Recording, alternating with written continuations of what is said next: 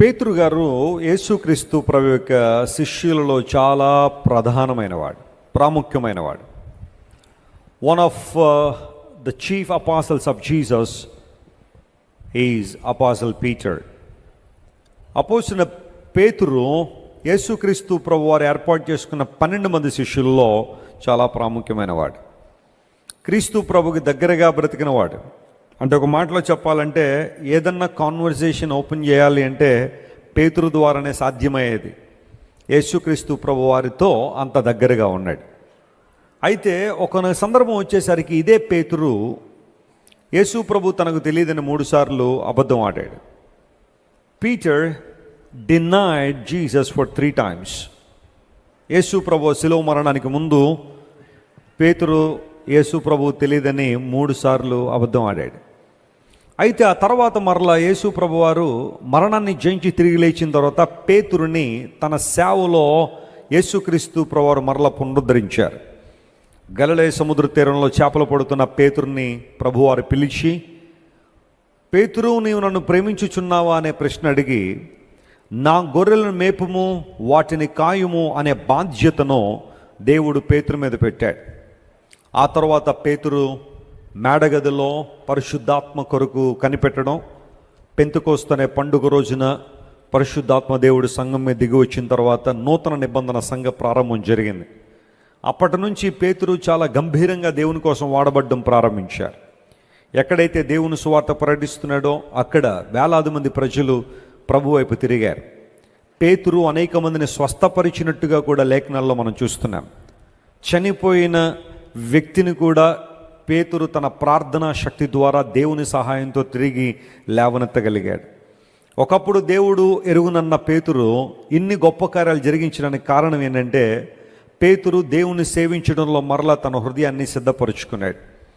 మన గతం ఎలాంటిదని దేవుడు ప్రశ్నించట్లేదు, కానీ వర్తమానాన్ని ప్రభు చేతిలో మనం పెట్టగలిగితే దేవుడు మన భవిష్యత్తును ఆశీర్వదించగలిగినవాడు. ఈ రోజుల్లో అనేక మంది తమ గతాన్ని బట్టి బాధపడే వాళ్ళు ఉన్నారు. నా గతంలో నేను ఈ పొరపాట్లు చేశానండి, ఈ తప్పులు చేశానండి, ఇలా ప్రవర్తించానండి, అలా ఉన్నానండి, దేవుడు నన్ను వాడుకుంటాడా, దేవుడు నన్ను మరలా నిలబెడతారా, ఆయన నన్ను పునరుద్ధరిస్తారా అని చాలామంది అడిగేవాళ్ళు ఉన్నారు. దేవుని సేవకునిగా నేను ప్రతిసారి చెప్పే విషయం ఏంటంటే, నీ గతం దేవునికి సంబంధం లేదు. God never looks at your past life, he always focuses on your future. దేవుడు ఎప్పుడు కూడా నీ భవిష్యత్తును అందముగా తీర్చిదిద్దాలనే ప్రయత్నం చేస్తున్నాడు. నీ గతం దేవునితో సంబంధం లేదు అంటే నువ్వు నీ పాప జీవితంలో కొనసాగాలి అని, కానీ ఇష్టానుసారమైన జీవితంలో బ్రతుకుతూ ఉంటే దేవుడు సమర్థిస్తాడని నేను చెప్పట్లేదు. అది కాదు అక్కడ ఉద్దేశం. నీ గత జీవితాన్ని గురించి బాధపడొద్దు అంటున్నాను. నీవు చేసిన తప్పులను దేవుని సన్నిధిలో ఒప్పుకుని సరిదిద్దుకోగలిగితే దేవుడు మరొక అద్భుతమైన జీవితాన్ని నీకు ఇస్తాడు అని లేఖనాలు ధృవీకరిస్తున్నాయి. పేతురు అందుకో చక్కని ఉదాహరణగా కనబడుతున్నాడు. The same person who denied Jesus for 3 times, God used him to proclaim his gospel. ఆయన సువార్తను ప్రకటించడానికి, ఆయన యొక్క సువార్త సత్యాలు ప్రజల్లో నాటడానికి దేవుడు పేతురుని చాలా బలంగా వాడుకున్నాడు. అలాంటి పేతురు మహాశయుడు 2 పత్రికలు రాసుకుంటూ వచ్చారు.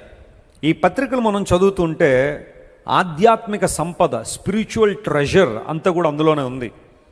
ఒక వ్యక్తి రక్షణ పొందిన తర్వాత రక్షణలో ఎలా ఎదగాలి, ఎలా కొనసాగాలి. నేను ఒక 20 సంవత్సరాల క్రితం యేసు ప్రభువుని అంగీకరించేశానండి, ఇంకా అయిపోయిందిలేండి, ఇంకా తర్వాత నేను ఎలా బ్రతికేసినా పర్లేదు అనడానికి లేదు. నీవు నీ సొంత రక్షణను భయముతోనూ వణకుతోనూ ఏం చేయాలి? కొనసాగించాలి. ఇలా కొనసాగించే ఈ ప్రక్రియలో నువ్వు చేయాల్సిన పనులేంటి, నువ్వు తీసుకోవాల్సిన నిర్ణయాలు ఏంటి, నువ్వు ఎలాంటి యాటిట్యూడ్ కలిగి ఉండాలి, ఎలాంటి పర్సెప్షన్ నీలో ఉండాలి అని ఆలోచన చేస్తే మనం చదువుకున్న 3 వచనాల్లో 3 ఆధ్యాత్మిక పాఠాలు పేతురు భక్తుడు పొందుపరిచాడు పరిశుద్ధాత్మ ద్వారా. వాటిని ఈరోజు మనం ఒక్కొక్కటిగా ధ్యానం చేసి మన సందేశాన్ని ముగింపులో తీసుకొద్దాం. మనం చదువుకున్న పేతురు మొదటి పత్రిక 5వ అధ్యాయం 6వ వచనంలో ఈ మాట రాయబడింది. దేవుడు తగిన సమయమందు మిమ్మును హెచ్చించినట్లు ఆయన బలిష్టమైన చేతి క్రింద మీరు దీన మనస్కులై ఉండండి అనే మాట అక్కడ రాసుకుంటూ వచ్చాడు. దేవుడు తగిన సమయంలో మనల్ని ఏం చేస్తారంట? ఆయన హెచ్చిస్తాడు. We have to understand this fact. God has a time. And he works on time. దేవుడు తన సమయంలో పనిచేస్తాడు. మన సమయం వేరు, దేవుని సమయం వేరు. ఆమేన్, ప్రైజ్ ది లార్డ్, హల్లెలూయా. వారం కాదు, ఒక్క సెకను చాలు నీ జీవితాన్ని మార్చడానికి. యేసయ్యకి మార్చలేదు అనేక మంది జీవితాలను? ఒక్క క్షణంలో అద్భుతాలు చేయలేదా యేసయ్య? In a fraction of second Jesus performed wonders. 12 సంవత్సరాల రక్తస్రావ రోగం కలిగిన స్త్రీ ఎంతసేపు పట్టింది స్వస్థపరచబడ్డానికి? వెంటనే. యేసు ప్రభు వస్త్రపు చెంగు ముట్టుకున్న వెంటనే అనే మాట, ఇన్స్టాంట్లీ. 38 సంవత్సరాలు బెతెస్దా కోనేరు దగ్గర పడిపోయి ఉన్నాడు. ఎంతసేపు పట్టింది పైకి లేవడానికి? వెంటనే. దేవుడు చెప్పాడు నీ పరుపెత్తుకుని లే అనగానే లేచాడు, అలా గంతులు వేసుకుంటూ వెళ్ళిపోయాడు. God can do anything at any time. దేవుడు ఏ సమయంలో ఏదైనా నీ జీవితంలో జరిగించగలడు. కానీ జాగ్రత్తగా గమనించిన, కొన్నిసార్లు నీ విశ్వాసాన్ని దేవుడు పరీక్షిస్తాడు, నీ భక్తి జీవితాన్ని దేవుడు పరీక్షిస్తాడు. నువ్వు యేసు ప్రభు దగ్గరకు వచ్చిన కారణం ఏంటి? తాత్కాలికమైన ప్రయోజనాలు పొందేసుకుని వెళ్ళిపోదామని వచ్చావా, లేదా శాశ్వతమైన ప్రయోజనాలు పొందాలని యేసయ్య దగ్గరికి వచ్చావా? ఒక వ్యక్తి యేసు ప్రభు దగ్గరికి ఎందుకు రావాలి? కోర్టు కేసు పోవాలనో, స్వస్థత కోసమో, విడుదల కోసమో, లేకపోతే కొంచెం పీస్ఫుల్గా ఉందని కాసేపు దేవుని మందిరంలో ఉంటేనో, ఏవో కారణాలు చెప్పుండొచ్చు. కానీ you must come to Jesus for the salvation of your soul. నీ ఆత్మ రక్షణ కోసం నువ్వు యేసు ప్రభు దగ్గరికి రావాలి. ఆయన ఈ లోకానికి వచ్చి సిలువలో మరణించింది అందుకోసమే. సిలువలో యేసు ప్రభు నీ స్థానాన్ని నా స్థానాన్ని కోరుకుని చనిపోయింది కేవలం మనకు స్వస్థతనో, ఒక ఉద్యోగాన్నో ఇచ్చి వెళ్ళిపోవడానికి కాదు. అవి ఇవ్వడానికి ఆయన చనిపోవాల్సిన అవసరం లేదు. అసలు యేసు ప్రభు సిలువలో మరణించాల్సిన అవసరతే లేదు. ఆయన సిలువ మీద మరణించాడు అంటే ఎందుకు? ఆ ఘోరమైన బాధలు ఆయన ఎందుకు అనుభవించారు? చేతుల్లో కాళ్ళలో మేకులు కొట్టించుకుని ప్రక్కలో బళ్ళపోటు దిగబడిన సహించాడు ఆయన. తలలో ముళ్ళ కిరీటం పెట్టబడడం ద్వారా ధారధారలుగా రక్తం చిందించబడుతున్న యేసు ప్రభు సహించాడు. కారణం ఏంటో తెలుసా? ఆయన గాయాల్లోంచి సంఘం పుట్టాలని ఆయన ఆశించాడు. కాబట్టే గాయపరచబడిన దేహంలోంచే సంఘాన్ని కొనుక్కున్నాడు ఆయన. నిన్ను నన్ను కొనుక్కుని తన రక్తం పెట్టి. We are blood bought and we were purchased by the blood of Jesus to be his inheritance. ఆయన స్వాస్థ్యంగా మనందరం ఉండునట్లుగా యేసు ప్రభు వారు మనల్ని కొనుక్కున్నాడు. నీవు ఆయన స్వాస్థ్యం, నేను ఆయన స్వాస్థ్యం. ఎవరైనా నా దగ్గరికి వచ్చి వెస్లీ గారు మీరు ఎవరండి అంటే నేను యేసయ్య బిడ్డనండి అంటాను. ఆమేన్. నేను దేవుని స్వాస్థ్యం, ఆయన నన్ను కొనుక్కున్నాడు. ఆయన కోసం ఈ లోకంలో బ్రతుకుతున్నా, ఆయన ప్రతినిధిగా జీవించే కృపనిచ్చాడు ఆయన. ప్రపంచంలో చాలామందికి ఎందుకు బ్రతుకుతున్నారో తెలియదు.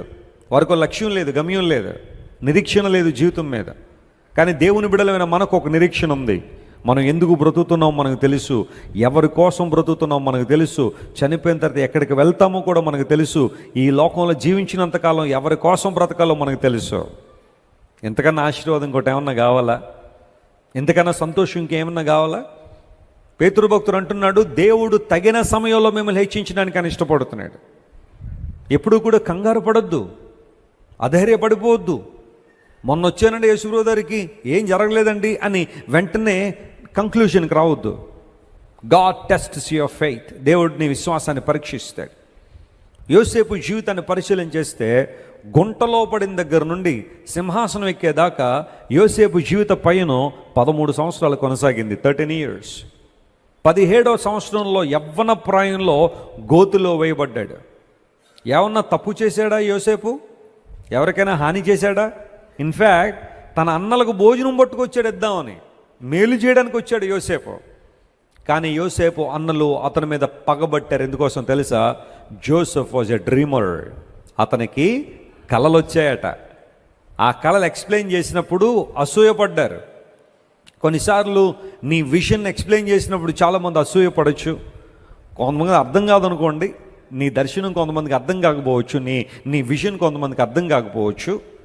కొంతమంది అసూయపడేవాళ్ళు ఉంటారు. నువ్వు ఎలా ఆ స్థానానికి చేరుకుంటావో చూస్తాం, నువ్వెలా ఆ స్థానంలో ఉంటావో చూస్తాం, నీ కుటుంబం ఎలా పైకి వస్తారో చూస్తాం, నువ్వెలా బాగుపడతావో చూస్తాం, ఈ అప్పుల బాధలోంచి నువ్వు ఎలా బయటకు వస్తావో మేము చూస్తాం అని చాలామంది బహుశా నీ దర్శనాన్ని సరిగా అర్థం చేసుకోక నిన్ను ఇబ్బంది పెట్టేవాళ్ళు కొంతమంది ఉంటారేమో.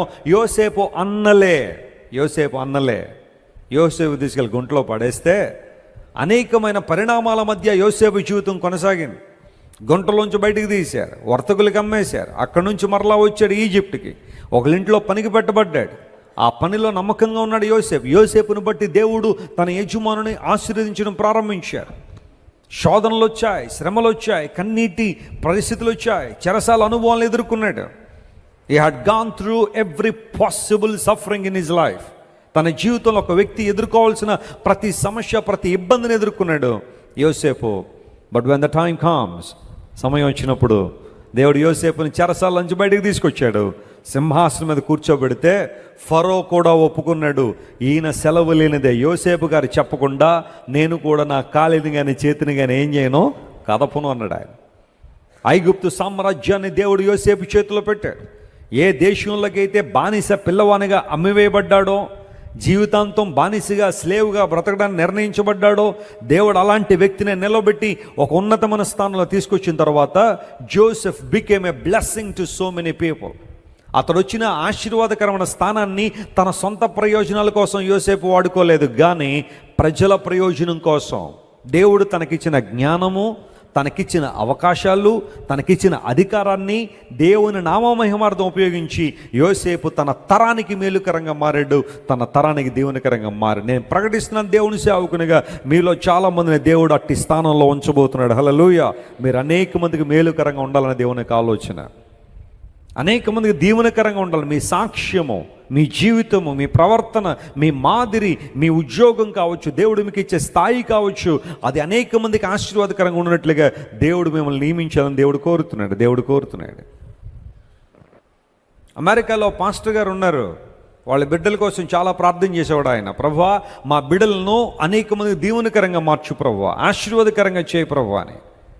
ఆ సందర్భంలో ఆ పాస్టర్ గారి కుమారులు ఇద్దరు కూడా ఒక రోజున బైబిల్ చదువుతూ ఉంటే వారికి ఒక మాట కంటబడింది, ఆకాశ పక్షులను చూడండి అని యేసు ప్రభువు కొండ మీద ప్రసంగంలో చేసిన ఆ మాటను చదివారు. మనం కూడా చూస్తాం ఆకాశ పక్షులు. దేనికోసం? ఏ పక్షి ఎంత టేస్ట్ ఇస్తుందని, ఏ పక్షి ఏ రుచిలో ఉంటుందనే చూస్తాం మనమైతే. కానీ వాళ్ళిద్దరూ చూశారు, ఆకాశ పక్షులను చూడండి అంటే చూశారు. పక్షి గాల్లో ఎలా ఎగురగలుగుతుందని ఆలోచన చేశారు. 2 రెక్కలు, వెనకాల తోక, ముందు ఒక ముందు తల, దాని ముక్కు, ఇవన్నీ చూసి ఎగ్జాక్ట్గా అలాంటి పరిస్థితుల్లోనే ఒక పరికరాన్ని తయారు చేశారు. గాల్లో ఎగిరే ఒక సాధనాన్ని తయారు చేశారు. 2 అన్నదమ్ములు కూడగట్టుకుని దానిలో కూర్చున్న తర్వాత గాలిలో ఎగిరేస్తే 11 సెకండ్లు మాత్రమే ఎగిరి కింద పడిపోయింది. Just 11 seconds. ఆ తర్వాత మళ్ళా పట్టుదల కలిగి ఇంకా అప్డేట్ చేశారు. ఈ రోజున విమానాలు లేని ప్రపంచాన్ని మనం ఊహించగలమా? ఫ్లైట్ జర్నీస్ లేని ప్రపంచాన్ని మనం ఊహించగలమా? ఆకాశంలో పక్షులైనా తక్కువ ఎగురుతున్నాయేమో కానీ విమానాలు మాత్రం విపరీతంగా ఎగురుతున్నాయి. బహుశా ఇప్పుడు ఈ మీటింగ్ జరుగుతున్నప్పుడు, ఈ ఆరాధనలో మన పైనుండి ఒక విమానం వెళ్తున్నా మనం ఆశ్చర్యపడక్కల్లా.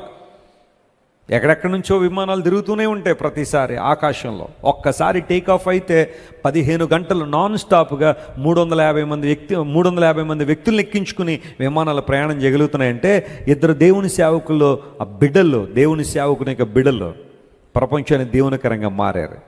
చాలామంది అంటున్నారు ఈ రోజుల్లో, క్రైస్తవుల్ని వ్యాపారాలు చేయనివ్వకండి, అలా వ్యాపారాలు చేస్తే వాటిని అడ్డుకోండి, ఎవరు వాళ్ళకి సహకరించకండి, క్రైస్తవులు వ్యాపారాలు సహకరించకండి అని చెప్పి చాలామంది అంటూ ఉంటే నాకు అనిపిస్తూ ఉంటుంది, మరి ఆ క్రైస్తవులు వ్యాపారాలైనా లేకపోతే వారు కనిపెట్టిన వస్తువులు కూడా ఏమైనా వెనకిచ్చే ప్రయత్నం ఏమైనా చేస్తే బాగుంటుంది ఏమన్నా. అలా చేస్తే ముందు పట్టుకెళ్ళి విమానాలన్నీ పట్టుకెళ్ళి పక్కన పెట్టేయాలి. ఒక్కడు కూడా విమానం ఎక్కడానికి లేదు. ఎందుకోసం? దాన్ని కనిపెట్టింది ఎవరు? దేవుని బిడ్డలే. దేవుని బిడ్డలు కనిపెట్టిన చక్కగా వాడేసుకుని మళ్ళీ ఇప్పుడు వాళ్ళ మీద ఎదురు వాళ్ళు చాలామంది బయలుదేరారు. దేవుడిచ్చిన జ్ఞానం ప్రియులారా, మీరు 1 కాదు 2 కాదు, అలాంటిది ఎన్నైనా కానీ నేను చెప్పగలను. కుక్క కాటుకు మందు వేయించుకుంటున్నారంటే ఎవరైనా, ఆ రేబీస్ అనే ఆ వ్యాక్సిన్ని కనిపెట్టింది ఒక దైవజనుడు, దేవుని బిడ్డ.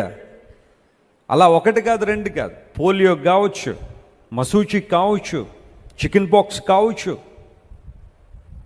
పూర్వదినాల్లో చికెన్ పాక్స్ అనగానే ఎవరో వాలేశారు అనుకునేవారు చాలామంది. నో, అది కూడా ఒక వైరల్ ఇన్ఫెక్షన్ అని శాస్త్రవేత్తలు ప్రూవ్ చేశారు. దానికి కూడా ఒక వ్యాక్సిన్ తీసుకొచ్చారు, మందులు తీసుకొచ్చారు. మనుషులు మూఢనమ్మకాల్లో ఉంచేసాయి చాలా మతాలు, కానీ యేసయ్య మార్గం మాత్రమే మనుషులకు ప్రయోజనకరంగా నిలబెట్టాడు దేవుడు. దేవుని నామమున స్తోత్రం కలుగును గాక. You must become a blessing to the world. Joseph, a man taken out of a pit, standing in front of God to be a blessing to so many people. తగిన సమయంలో దేవుడిని హెచ్చించినట్లుగా దావీదు జీవితాన్ని పరిశీలన చేస్తే